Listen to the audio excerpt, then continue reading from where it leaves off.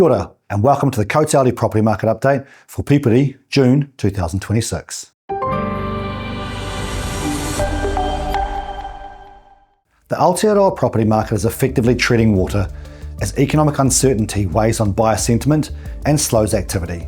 The May Home Value Index saw the nationwide figure unchanged, holding the median value at $808,000. Values remain 0.6% below the same time last year.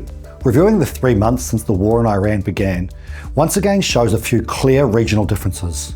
Weakness remains evident in both Te Whanganui Atara, Wellington, and Tamaki Makaurau, Auckland, with values down 0.6% and 0.5% respectively over the last quarter.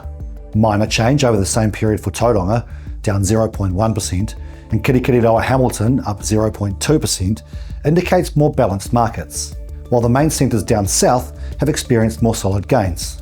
In Ōtautahi Christchurch, values are up 1.4% over the last quarter and 3.2% over the last year.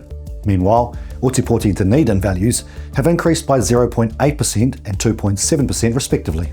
It's a segment of the market we never tire of talking about, and first home buyers continue to more than hold their own. With 2/3 of the second quarter complete, they've picked up a record share of purchases, 28.5%. Time will tell whether they can keep up this activity, but the factors contributing to it are well worn.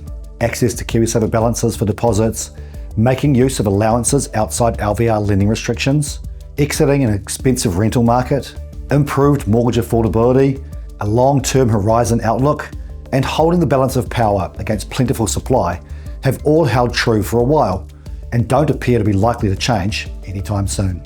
Meanwhile, there are stronger signs that mortgaged multiple property owners are taking a more cautious approach in these uncertain economic and volatile geopolitical times.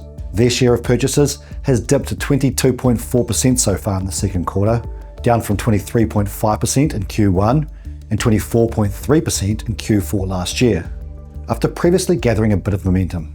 Net migration has continued to improve, with the annual flow up to almost 23,000 at the end of April, as fewer Kiwi leave the country and more migrants arrive. While that's a decent lift on the trough of 10,400 arrived at in August last year, it remains below the average of roughly 30,000. So although this should provide more rental demand in the short term, it's unlikely to result in recently constrained rents appreciating to any great degree, especially with rental property supply remaining high. For owner-occupiers considering their next move, downgraded economic growth prospects and delayed improvements to the employment market is also likely to push their expected recovery back further. 25.9% of sales have gone to this group so far in the quarter, a continuation of their cautious level of activity in uncertain times. That's not to mention the nature of increasing mortgage interest rates, which are already seeing a growing number of borrowers refixing to higher rates. For example, a borrower who fixed for 6 months in October last year at 4.8% would be shifting to a rate of around 5.1% if they moved to the currently popular 2-year term. This is notable because it illustrates that the run of loosening monetary policy to boost consumer spending is likely over, extinguishing one of the final threads of short-term hope for the wider economy. The Reserve Bank's monetary policy statement and associated official cash rate review at the end of May did little to quell fears of the tightening cycle being imminent, despite the decision to hold the OCR at 2.25%. Crucially, the decision from the committee was only confirmed by the governor's casting vote, after the committee was completely split 3-3. The internal bank committee members appeared more confident that second round inflation would remain contained, while the external members believed the opposite. So, the lingering debate remains. How stubborn will medium-term inflation be? And how will the economy handle a higher OCR, given the impact of high oil prices and supply chain disruptions? Following that split vote commentary, it appears we're about to find out, as the bank's forward guidance clearly pointed toward an increase to the OCR in July. For current homeowners wary of price falls, relatively favourable affordability figures show most measures are back to long-term averages, which should keep a structural floor under values and pave the way for growth to eventually re-emerge, probably once there's genuine resolution in Iran.